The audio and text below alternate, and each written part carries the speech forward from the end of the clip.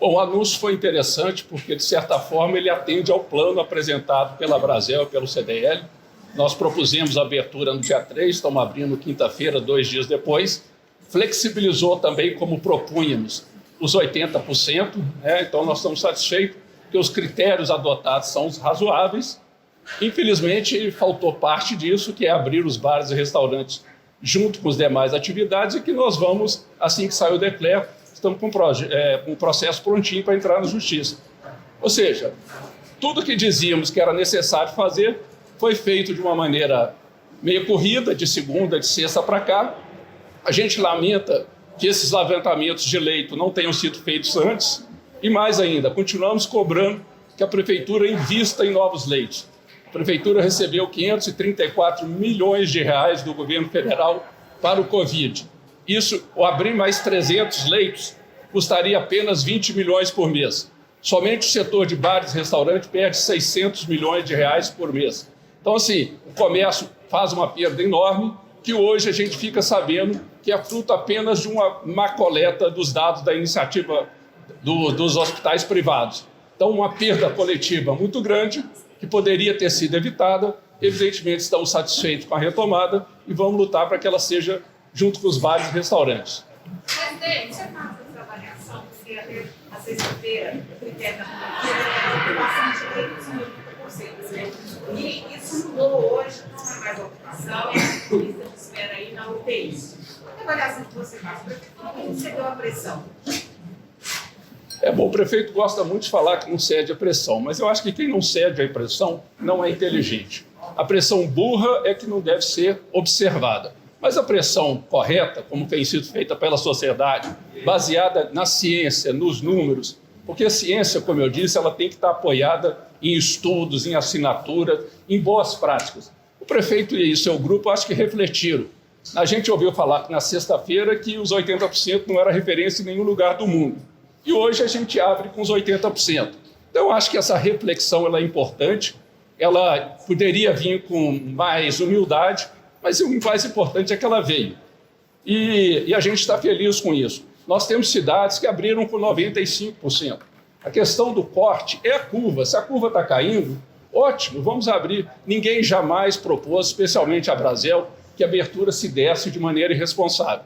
Quando a gente apresentou na nossa passeata o plano de abertura, ele tinha critérios que não eram mágicas, foram apresentados. É o estudo da UPSP que mostrava a estabilidade da curva, que o RT estava caindo. Então, era bastante possível prever a qualquer momento que a abertura se daria essa semana, mas precisava adotar os critérios corretos. Agora eles adotaram, resolveram entender que Belo Horizonte é uma cidade só e que os leitos públicos e privados estão à disposição da cidade. Agora, a nosso ver, ainda falta o investimento. 534 milhões de reais dá para pagar com folga 300 leitos por mês, que custariam apenas 20 milhões. Está na hora da gente diminuir o risco, porque nós não podemos ficar falando em abrir, e fechar a todo momento. Está nas mãos do prefeito o dinheiro e, segundo o secretário Jackson, por mais de uma vez alertou, abrir os 729 leitos é uma questão de custo. Ele acha que não vale a pena. A gente acha que é uma necessidade. Nós estamos pondo risco, vidas desnecessariamente, nós estamos mantendo empresas fechadas, nós estamos perdendo empregos, e a gente viu hoje que a flexibilização, embora o prefeito diga que não foi uma pressão, a gente sabe que é uma pressão, mas é uma pressão legítima. Não é aquela pressão que a gente acha que alguém é frouxo, não. Nós achamos que as pessoas bem informadas e bem intencionadas podem tomar as boas decisões, seja por pressão ou não.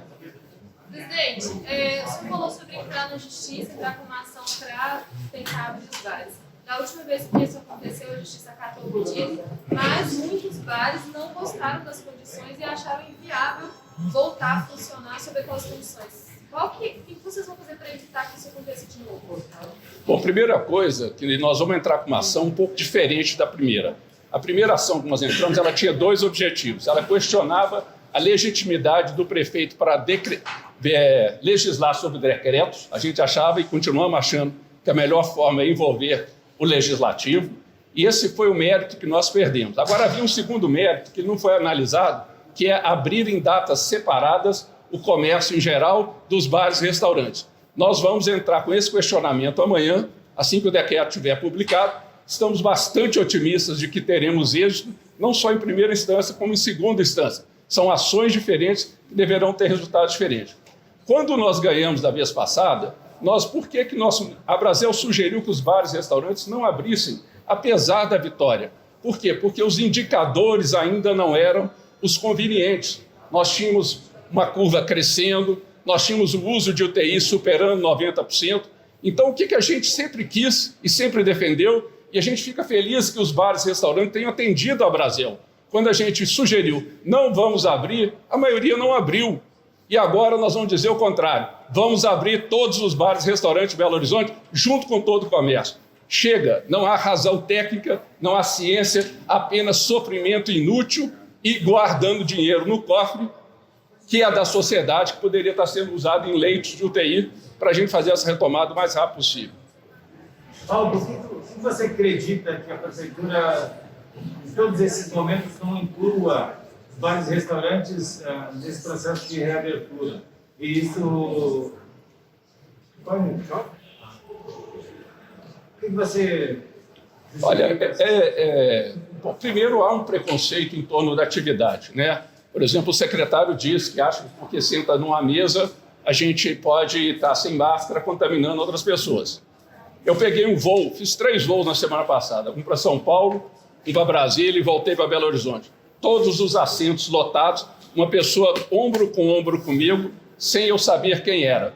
A gente acha que eu compartilhar uma mesa de bar e restaurante, observando os regramentos, possa ser mais perigoso que outras atividades. Eu duvido que em algum bar de Belo Horizonte, a gente espera que não, a gente esteja tão próximo quando a gente está aqui hoje. Nós vamos querer uma sociedade observando, nós queremos uma sociedade entendendo que tem que usar máscara, que evite de sair de casa com sintomas, que a sociedade respeite ao colega e, acima de tudo, não entre no estabelecimento, seja um bar, seja um restaurante, seja uma loja de celular, onde o consumidor ou o lojista não esteja observando as boas práticas. Fora isso, eu não acredito em ameaça, eu não gosto de ameaça, eu acredito na educação e eu acredito que o cidadão bem instruído, ele é capaz, sim, como tem sido feito no Rio de Janeiro, de construir situações de sucesso. Os bares e restaurantes não vão lotar porque abriram. Os bares e restaurantes vão lotar quando a população se sentir segura com relação aos riscos. A gente está vendo a retomada em todos os locais, não está tendo dificuldade nenhuma, gente. 30% é o faturamento máximo que nós estamos tendo. O critério de abertura coloca 50%, 40% da nossa oferta de assento. Eu queria elogiar a Prefeitura pelo mais arrojado uso de áreas públicas. Foi muito positivo o uso das calçadas, a proposta da secretária Maria Caldas, mas a gente não pode fazer as coisas pela metade.